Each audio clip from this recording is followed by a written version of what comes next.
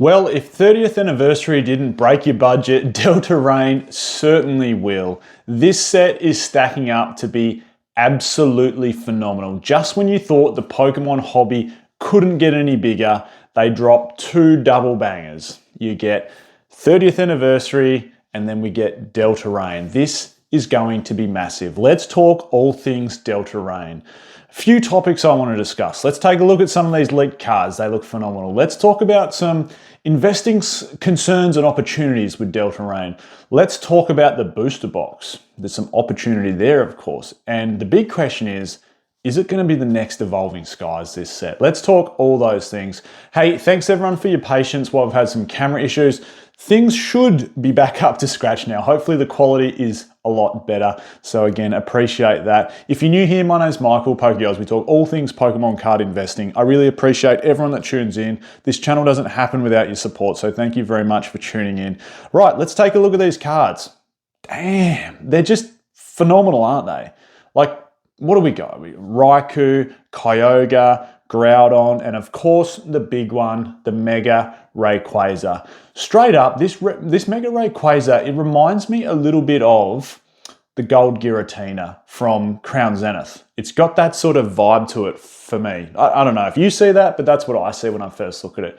I look at all these cards and I think, wow, like, you know, some fantastic Gen 3 chase cards. And it's been a while, hasn't it? It's been a while since we've had multiple chase cards out of a booster box. You could argue, okay, Destined Rivals was pretty good. It had the Mewtwo, and of course it had the Garchomp, and it had a couple of others. But, you know, when's the last time we had what's probably shaping up to be 3 or 4 chase cards out of a mainline set, which has a booster box, that are arguably, depending on pull rates, going to be north of $200 or $300, like all 4 of them. With the top one, Mega Rayquaza, probably being, you know, out of the gate $1,000 card, depending on pull rates. Like when's the last time we've had that? We haven't had that for a while. And you've got to ask yourself, why are these cards good? And I know I sound like a broken record when I talk about this, but 3 reasons. The Pokemon, the artwork, the rarity. Those 3 things make up the value of a card. I don't think anyone can convince me that there's a better equation to use than that. Is it a fan favorite Pokemon? Is it rare? Is it good artwork? It's as simple as that.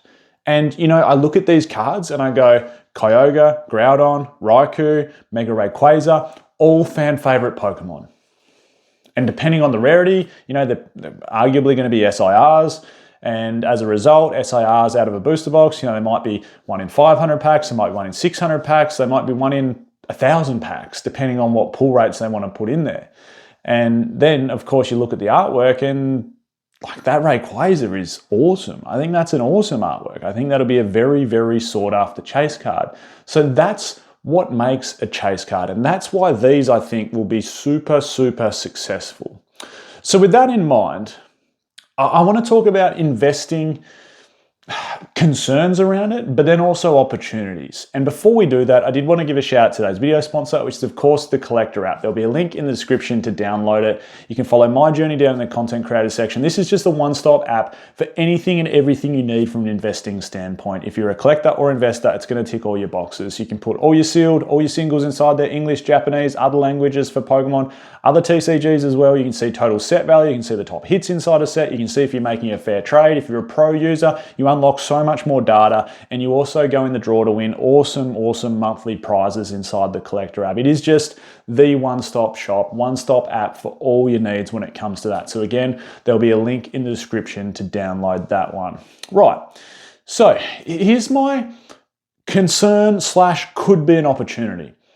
My concern is we're getting 2 awesome sets in a row, and we're coming off the back of 3 lackluster sets. So of course we've had Perfect Order, we've had Chaos Rising, and we've had Pitch Black, which are sort of, they're not filler, maybe they are filler sets, but what we do know is they're not great sets. We can see, and I said this all along, the moment people can start pre-ordering 30th anniversary and money starts going towards that and gearing up towards that, we're going to start to see a decline in some of the singles, and that's happened rapidly lately.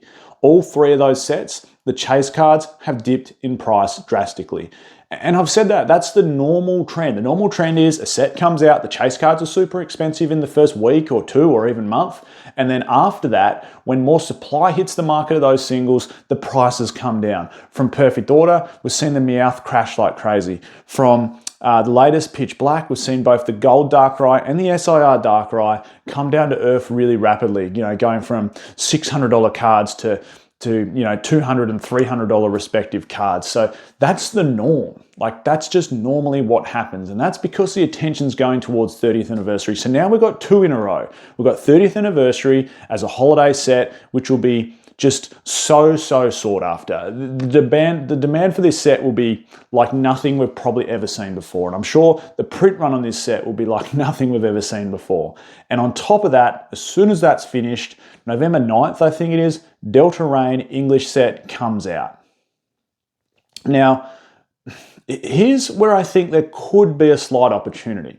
The slight opportunity could come from reprints for 30th anniversary and people's attention sticking with 30th anniversary, and people maybe not having the 100% funds to allocate towards Delta Rain or to allocate towards two very good sets in a row. And I think what you'll find is everyone will want 30th anniversary. Like, that's a no-brainer. People will want that. That is a piece of history. We know how well 20th has performed. We know how well 25th has performed, even though it's a very lackluster set. And now that we've got a good anniversary set, the 30th anniversary, people are going all in on this set. People have been saving their money for this set. The thing is, though, will there be enough money left on the table, so to speak, for Delta Rain? Of course, it could break the banks, people could go into debt over this set, whatever it might be. Like, people will find a way, I guess, to probably purchase Delta Rain. But you get my point.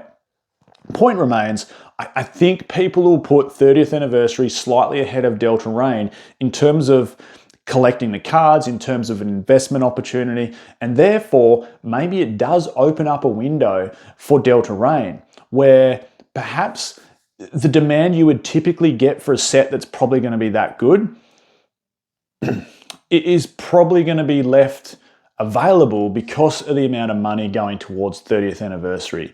It could actually create early opportunities on Delta Rain if everyone's still hanging about on 30th anniversary. Perhaps we can get some booster boxes at a decent price. Or it'll just get scalped to buggery because everyone knows how good it'll be.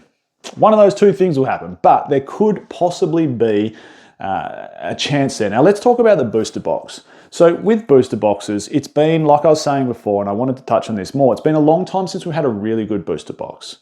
You can very easily rank booster box sets. You can go, okay, well that set's a 10 out of 10, that set's an 8 out of 10, that set's a 6 out of 10. And to give you an idea, Evolving Skies is a 10 out of 10. Like, it doesn't get much better than Evolving Skies. You've got Rayquaza. So I guess I'm going to merge these next two topics together. Booster box and the talk of, is this the next Evolving Skies? We talk about ranking sets, and Evolving Skies, in my opinion, is very easily a 10 out of 10. And then you go, well, what's the next best booster box, modern box, since Evolving Skies? And you go, well, it's sort of hard. Like, Brilliant Stars was really good, but it didn't really get that fan love that we thought it should. I think Brilliant Stars will come around long term, simply because how good the trainer gallery is. It's almost got like a mini Evolving Skies sitting in the trainer gallery. It's also got an alt art Charizard, which I think the artwork on is absolutely phenomenal, but it doesn't have the same punch as Evolving Skies does. It doesn't have those like 5 chase cards above $500 and a few above $1,000. It just doesn't have that. It doesn't have that level of prestige. And then you fast forward, it's like, Silver Tempest at the time was literally a one-hit wonder. You got Lugia and that was it. And now, of course, the Rayquaza VMAX has come up in price quite steadily. Is it because Delta Rain's coming out and all the Rayquaza cards pull up because of that? Quite possibly. But there really hasn't been, Paldea was pretty good. Twilight had the Greninja and a couple other good chase cards. But what I'm getting at is, and I talked about Destined Rivals before, we haven't had a booster box with 4 or 5 chase cards that are worth, $200, $300, $500 plus, with maybe the top hit sitting at $1,000. We just haven't had that since Evolving Skies. Now, the really, really interesting thing is, I did a data graph, it would have been maybe 6 weeks ago or thereabouts, on a video comparing Evolving Skies to both Destined Rivals and Phantasmal Flames. And the graph was just a data plot of pricing from launch. What was the price of Evolving Skies at launch? What was the price of Evolving Skies booster box after 6 months? What was the price after 12 months? And then I compared it to, it was a bit shorter than that, 3 months, 6 months, 9 months, 12 months. Then I compared it to how that's aligned to or different to Phantasmal Flames and Destined Rivals booster boxes. And you know what? Phantasmal Flames and Destined Rivals, their initial sort of 3 month and 6 month spurt had outperformed Evolving Skies. Now I get it, it's different times. When Evolving Skies came out, yes, it was popular, but there wasn't quite as much hype. There was still a little bit of COVID hype lingering, or a fair bit of COVID hype lingering, I should say, but there wasn't that hype that's in the hobby right now. Like, there just wasn't. There wasn't the hype that was in it for Destined Rivals and Phantasmal Flames. So what I'm getting at is, if Destined Rivals and Phantasmal Flames could outpace, or outperform, I should say, booster box pricing of Evolving Skies in the first 3 months, 6 months, 9 months, what's Delta Rain going to do? That could well outpace both Phantasmal and Destined, and therefore outpace Evolving Skies. Here's the next part of the equation though. Yes, Phantasmal outpaced Evolving Skies. Yes, Destined Rivals outpaced Evolving Skies in the first 9 months. But then you've got to ask yourself, what's going to push them further? And you know what? Booster boxes have a funny thing of not rising in a steady manner. They just don't. Like, Phantasmal's gone like this, and I've said all along, you know what? That booster box will get to a certain price and it will stay there for a long time. Why? Because that set's not as good as everyone makes it out to be. It's got a phenomenal Charizard artwork. We know that. It's got an awesome gold Charizard as well. Other than that, it doesn't really have much. It's like Burning Shadows. It doesn't have much other than a damn good Charizard to chase. What's going to push it through its next boundary? I said all along, it's going to get to like a $400 box and it'll stay there. Burning Shadows did the same thing. It stayed there for ages until it got some age on its side. And only just now, in the last hype bubble, has Burning Shadows finally pushed through the ceiling again, only because it's got age on its side. That's the only reason. That Charizard hasn't got more expensive. What typically happens is the chase cards get more expensive because people realize they either like them more, they're rarer than what they thought, they're worth more in a PSA 10, and then the booster box normally follows. It's not the chicken or the egg. It's really the chase cards that pull up the booster box. It's not the other way around. It really is that way. Think of Team Up as the best example. The booster box, yes, it was short printed, but the moment people started realizing that you could pull expensive cards from this set and they were worth lots in a PSA 10, that's when the booster box really started to jump up in price. The same with Evolving Skies. The moment, Umbreon wasn't that expensive a card when it first came out. The Rayquaza was the most expensive chase card in the set. And it wasn't until a lot of those cards started to jump up in price that people realized, hold on, we better grab the booster box and chase them. And then there's demand for the booster box. And when there's demand for the booster box, the price of the booster box goes up. Supply demand, simple economics. So I guess when we talk about Delta Rain and the booster box, you've got to ask yourself, does it have enough to push it through certain boundaries? I've said Phantasmal didn't have enough. Destined has pushed to a higher price than Phantasmal. Why is that? Because it has more depth of chase cards. That's why. The only thing that'll push Destined to the next level is one of two things. Either one, just supply the booster box gets eroded super quickly because people just want to open it. Or two, the chase cards go up in value. And if the chase cards go up in value, the supply of the booster box will get eroded because people want to buy it.